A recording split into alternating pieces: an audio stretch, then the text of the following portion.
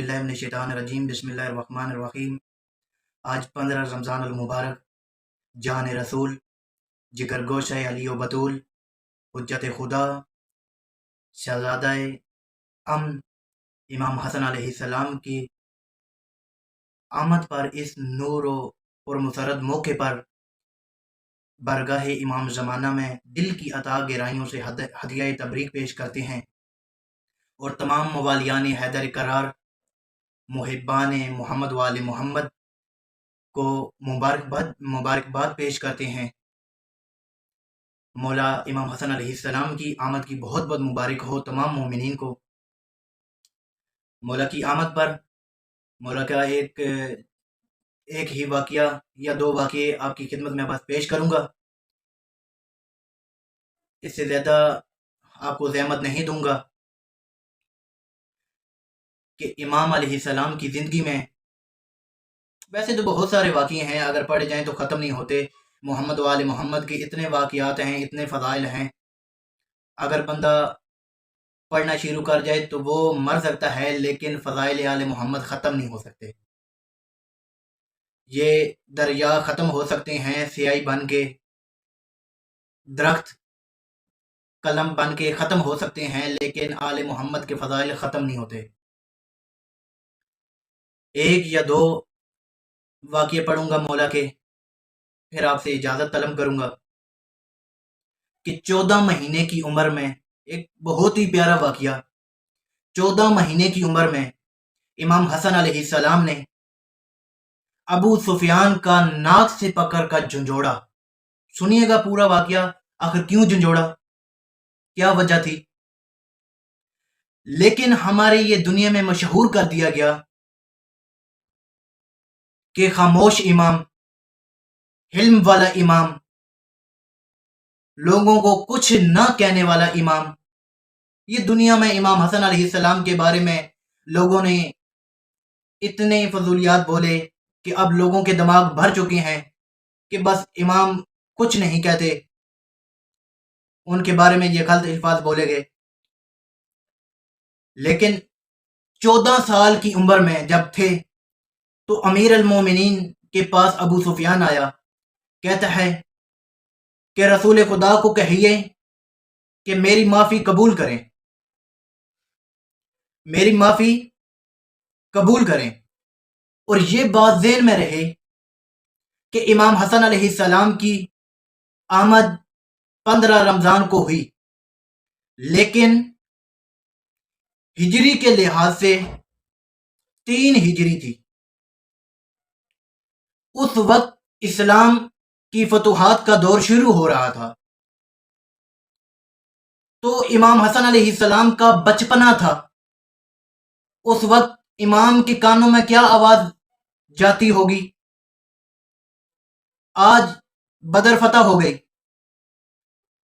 आज ओहद में काफिर भाग गए, आज खंदक में अम्र इब्न वद मारा गया। और आप खुद सोचिए कि जिस माहौल में बच्चा परवरिश पाए या जिस माहौल में वो परवान चढ़े, उसके असरात उसमें आ जाते हैं। जो बच्चे ने देखा होता है उसके असरात आ जाते हैं।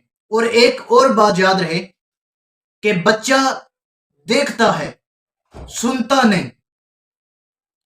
क्योंकि आपने किसी भी न्यूज चैनल वाले को नहीं देखा होगा कि जो बच्चों के लिए खबरें बनाए,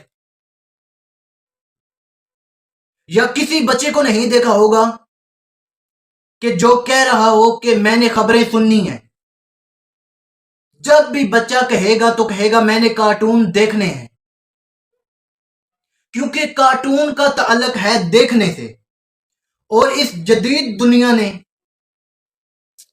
अब वो सब कुछ कर दिया जो बच्चा बड़े होकर देखता है, उसे समझता है, उन मामलात को समझता है।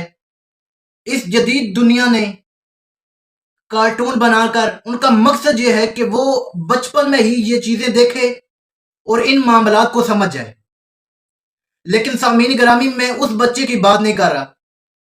मैं जिस बच्चे की बात कर रहा हूं वो لوح محفوظ کا مطالعہ ماں کی گود کے اندر ہی کر کے آتے ہیں۔ تو ابو سفیان آیا اور کہا امیر سے، یا امیر المومنین،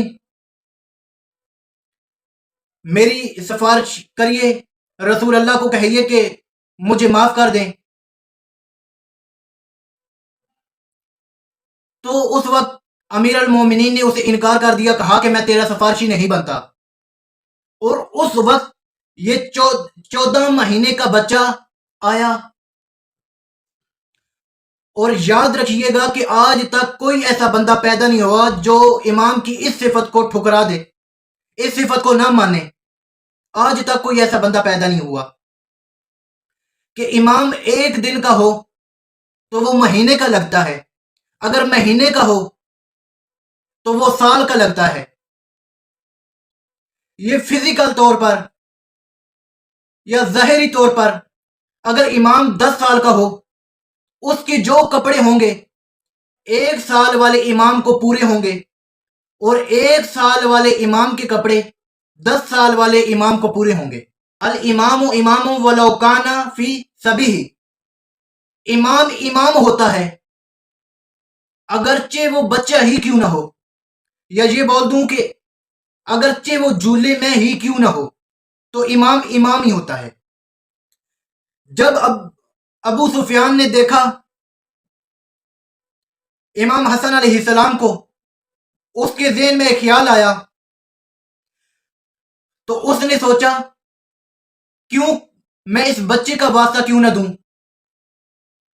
تو کہتا ہے امیر المومنین، آپ کو اس بچے کا واسطہ، آپ میرے سفارشی بن جائیے، رسول اللہ کو کہیے کہ مجھے معاف کر دیں۔ تو امیر المومنین علی ابن ابی طالب نے کہا کہ اب تیرا فیصلہ بچہ ہی کرے گا، تیرا معاملہ بچے کے سپرد کرتا ہوں، جا اسے منا لے، اگر مانتا ہے تو پھر اسے اپنا سفارشی بنا لینا۔ دوڑتا ہوا گیا، امام کے قدموں میں گر گیا، دونوں ہاتھ جوڑ کے کہتے ہیں مولا میرے سفارشی بن جائیے، رسول اللہ کو کہیے کہ مجھے معاف کر دیں۔ اور مولا نے ایک قدم آگے بڑھا کے اس کے ناک کو پکڑا اور جھنجھوڑا۔ میں ایسے ہی اگر ابو سفیان کرتا رہوں گا تو اس کی شخصیت کے بارے میں، اس کے کردار کے بارے میں آپ کو پتہ نہیں چلے گا۔ پہلے بتا دوں کہ ابو سفیان کون تھا؟ قریش کا سردار تھا، اور جتنے بھی پراپوگنڈے ہوتے تھے اس وقت، جتنی بھی مہمیں ہوتی تھی رسول کے خلاف، ان کا سردار تھا۔ اور یہ امیر کوئی نہ تھا، امیر اسے اس بات نے کیا کہ وہ رسول خدا کے خلاف چندے اکٹھے کرتا رہا، ورنہ اور دولت اس کے پاس کچھ نہ تھی۔ اگر تاریخ میں دیکھا جائے تو اس کے بارے میں اتنا ہی ملتا ہے کہ یہ ایک چرواہا تھا، چرواہ کہ یہ لوگوں کے اونٹ چرایا کرتا تھا، پھر وہ اسے دہاڑی دے دیا کرتے تھے۔ اور امیر اس بات سے ہوا کہ آل محمد کی دشمنی میں جو لوگ مارے جاتے تھے، پھر ان کے گھر والوں سے جا کے کہتا تھا کہ کیا رسول سے بدلہ لینا ہے؟ وہ کہتے تھے ہاں لینا ہے، تو کہتا تھا کہ چندہ جمع کروائیے۔ اصل میں اسے بدر اور عہد امیر کر گئی، کیونکہ اس میں زیادہ کافر مارے گئے تھے۔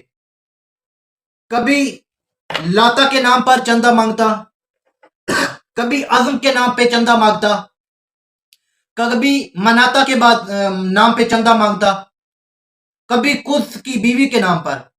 یہ چندہ جمع کر کر کے امیر ہو گیا۔ اور پھر سامعین گرامی، ابو سفیان آیا امام حسن علیہ السلام کے پاس، کہتا ہے مولا میرے سفارشی بن جائیے۔ مولا نے اس کے ناک کو پکڑ کر جھنجھوڑا اور کہا کہ جب تک تم میرے نانا کا کلمہ نہیں پڑھتا اس وقت تک میں تیرا سفارشی نہیں بنتا۔